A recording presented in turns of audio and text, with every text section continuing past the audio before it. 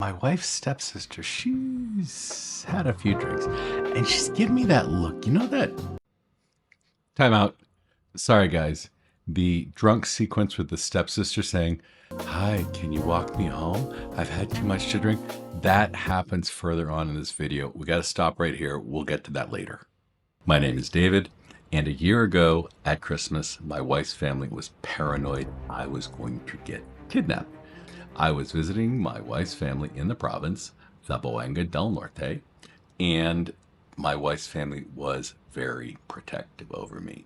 They were also concerned that as a foreigner, I was fickle and I'd be like, "Hey, look, a different pretty lady. I think I'll just dump my wife." That's not going to happen. I hadn't planned on making this video because 1 year ago I didn't have nice cameras, so I didn't take a bunch of cool video of the province. But events happened. In October of this year, a YouTuber, Elliot Eastman, was killed during a kidnapping attempt. He was also based in Zamboanga del Norte. This is not a tribute video to him, but I wanted to point out some similarities between my experience and ultimately what led to the poor guy's demise. If you look at this map of northern Mindanao, you can see where I stayed Christmas of 2023, and just 70 miles to the south, 110 kilometers, is where Elliot Eastman was killed during a botched kidnapping. When I first arrived in the province, my wife took me to this very innocuous bake shop, and she told me the story that the owner of this bakery was kidnapped, held for ransom.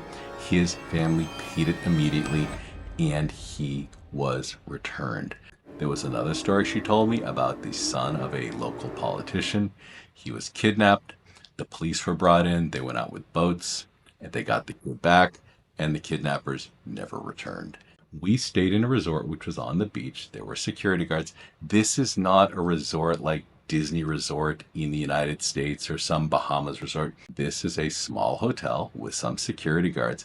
It is nothing special, and it doesn't feel that secure. I felt safe. We were slightly away from the water. Elliot Eastman lived on the water. The water is a direct access to where the kidnappers come from. They're going to come in on boats. They don't have white paneled vans. They might own motorcycles.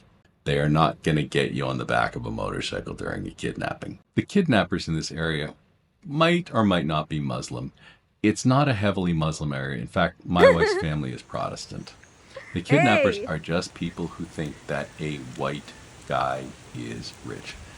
That goofy little clip where my wife calls after me, "Hey," it shows a couple of things. One, my wife has a Hey. gorgeous laugh. That is her B plus laugh. Her A laugh, oh, it is intoxicating. If you hear her, does she speak English? Yes, I know it's only one word. She's shy, doesn't want to be on the channel. Her English is really good. She also is in love. When you hear that laugh, that's not some younger Filipino going, "Oh my Hey. golly, I'm stuck with that guy." That's a loving woman following her husband who's going to get a water in town, and she doesn't want him to go off alone just in case something happens. Elliot Eastman was not rich. To give you an idea of the lifestyle, these are some photos of the house my wife built for her mom. This is a one-bedroom house, and this is a major upgrade over the original place where her mom lived. While I was staying in the province, the guards, my wife's family, my wife, they were all about protecting me. Part of it was because when I came into my wife's life, I brought her daughter up from the province. She hadn't seen her daughter in 3 years. I enrolled the kid in English First private school so that she could learn English because she only spoke Visayan. And my wife had a better life, not that I gave her money, but because she had access to her kid and she was able to be a mom for the first time in her life.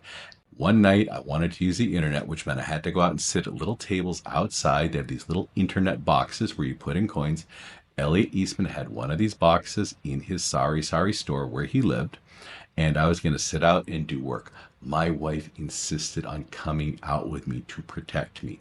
Another time I was near the internet, and these two girls started to shower. What I mean by shower is they were wearing their clothes, but they were going to soap up. They were going to wash their bodies down with a pump, and then they were going to wash themselves with soap. I didn't feel comfortable sitting on my computer while two 13 and 14-year-old girls took a clothed shower, so I walked down the street about 100 meters to go to an internet shop. everybody went nuts and started to look for me. I was 2 minutes walk away from the resort where we were staying, and they insisted on finding me to make sure I was safe. It even extended beyond kidnapping to would I get seduced by local women. I walked into town to get like a bag of chips, and the guard's like, be careful, he'll Joe. go into town and he'll meet another woman and you Can I lose call him you as your Joe? husband. You And can like, call me anytime. yeah, I'm gonna go into a small Visayan town and suddenly come back with a new wife. Yeah, that's gonna happen. This is Christmas. I spent most of the time talking to this pretty college girl who I kept giving online dating advice to. And my wife's family was like, oh, you have to be careful. She's going to steal your man. And my wife was like, no, she's not. She's just the only person at the party who speaks English really well. So who else is he going to talk to? So we're in this gazebo. My wife's stepsister, she's had a few drinks. And she's giving me that look. You know that I've had a few drinks and I know what I want and I'm being all flirty. And I'm in my 50s. I'm not used to that look. I mean, like, really? Her stepsister's in her early 40s. She's a pretty lady. And she's like, oh, someone should walk me home. And I'm like, looking at her like, yeah, I'm sitting here with my wife. I'm not going to walk you home. But here's the backstory, the chismis, as we say in Tagalog and Spanish. My wife's dad died when she was a baby. She never knew her dad. She doesn't remember him. Her stepdad died when she was 12. Her stepsister, little Miss, oh, I'm going to get drunk and flirt with your husband. She kicked my wife out of the house she was living in. My wife, her mom, her brother moved into a little shack, way worse than that house my wife built for her mom. And I loathe her stepsister. I mean, I don't know her story, and I don't know why she kicked out my wife, newly widowed stepmom, and her half brother. But you know what? She would have been the last drunk lady I would have wanted to walk home, even if I was single.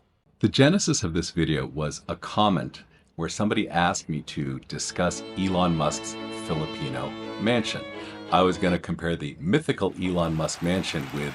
I want you to know that my wife's family and their view on me getting kidnapped and I'm going to get seduced by the local talent, that was genuine. I didn't make that up for this video.